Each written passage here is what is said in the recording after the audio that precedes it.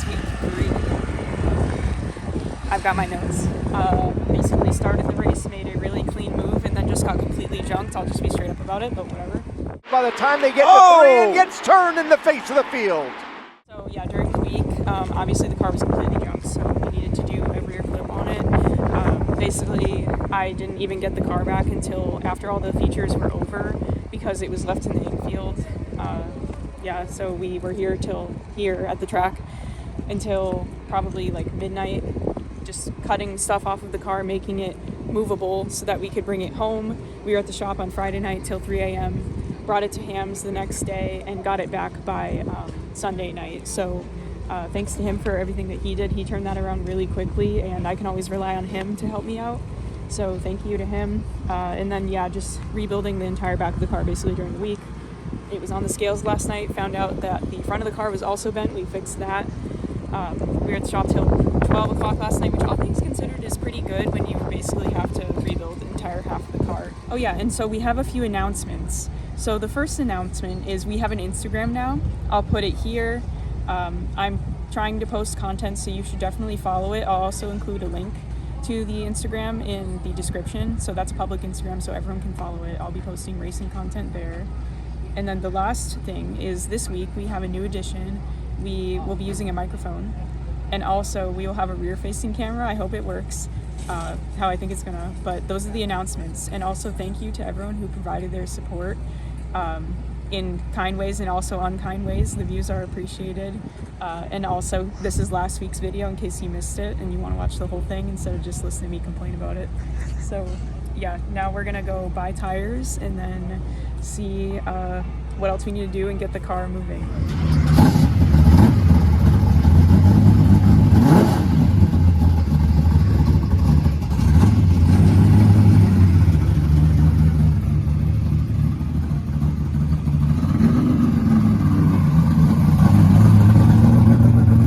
The first practice was mid. That was my bad. The brakes were not that good, but we solved that issue.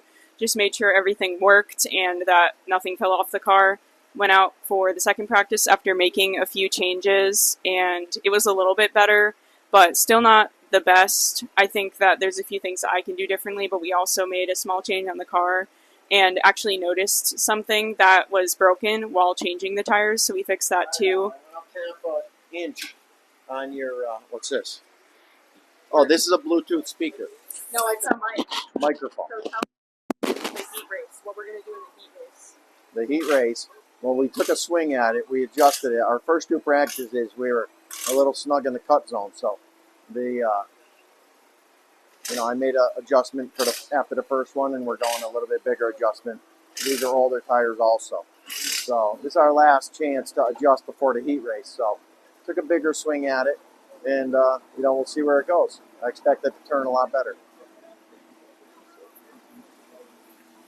So, yeah.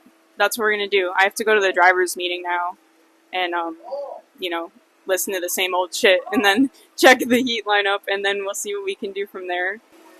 Hey, so we just did the heat race. It was decent for the first couple laps, and then I got shuffled to the outside and then kind of just went straight to the back.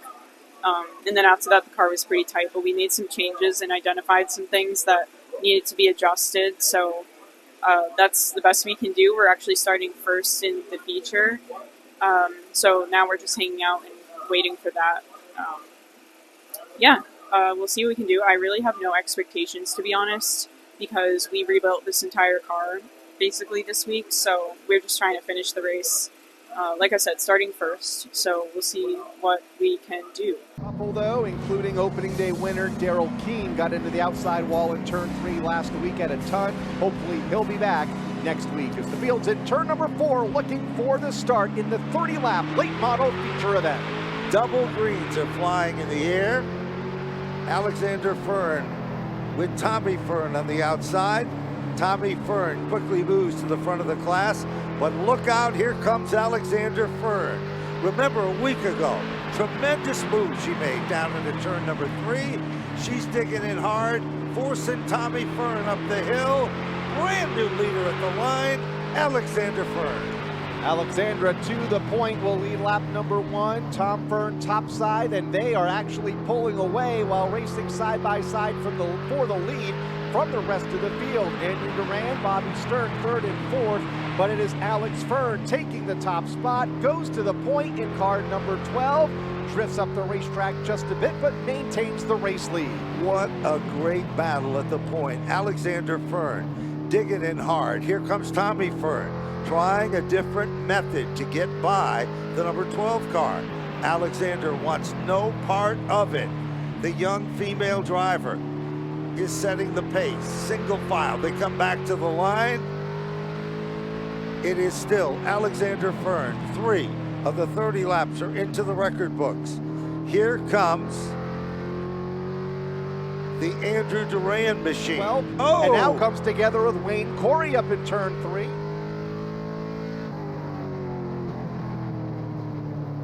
Opening day as well, looking to change her luck here tonight. Tom Fearn to the outside as we are set for the restart with 25 laps still to go. Here they come back to the line. Green is out. Alexander Fearn stretching it out in the front straightaway. Tommy Fearn again. But watch Alexander come off that turn, and the pair of Fearns with Alexandra out in front.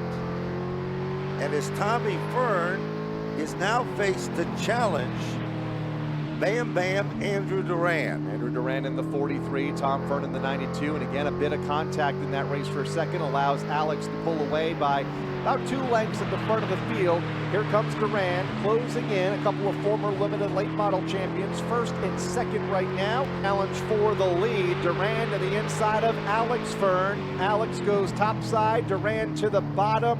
Fearn trying to get that 12 car back to the bottom as Chris Meyer tries to fill that gap on the inside up the back straightaway. He will do that successfully. So Alex Fearn now stuck in the outside lane. Meyer to the inside. That is allowing Andrew Duran, the new race leader, to pull away in the front of the field.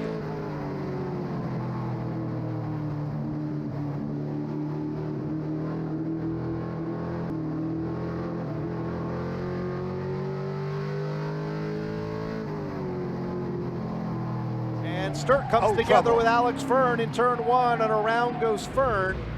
Everybody is able to avoid to the inside. Fearn keeps that car fired up, and we go under the caution flag, 2 laps shy of halfway. Now, Duran, still the leader of the pack. And Sturt comes together with Alex Fearn in turn 1, and around goes Fearn.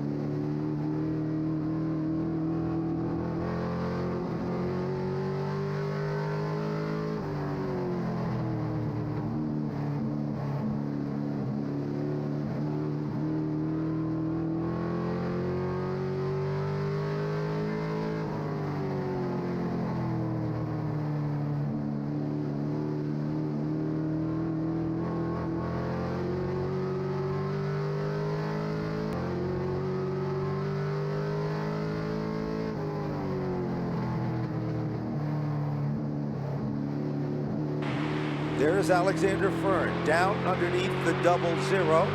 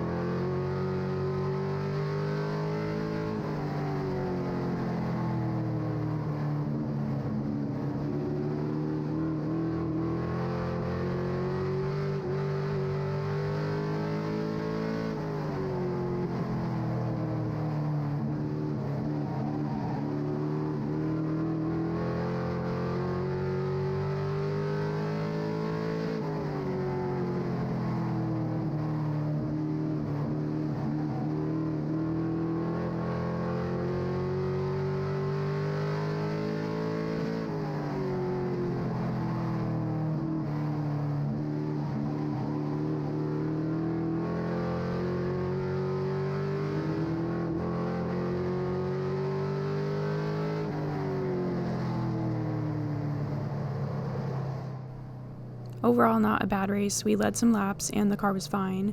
After the caution, I was stuck on the outside lane going nowhere and then got into a racing incident in my desperation to get to the bottom. That was my bad, but we drove away, and after the spin, the car was speedy and consistent for a good portion of the race. I'm so happy to say that we have something to work with for next week. A P9 finish might not mean a lot to some people, but after the last week or so, it means a lot to us. I also want to say thank you again to everyone who helped rebuild this car this week. Many hands make for light work, and it takes a village. And thank you to all my sponsors for all of their help, as always. Lastly, thank you to my creative directors. Sav provided great B-roll of the pits, and Brandon provides excellent videography and photography, so please support his channel. The link is in the description. These two individuals help make these videos possible, so thank you to them. And that's it from me. We're going to go home and make the car hopefully better, and we'll see you guys next week for our next race.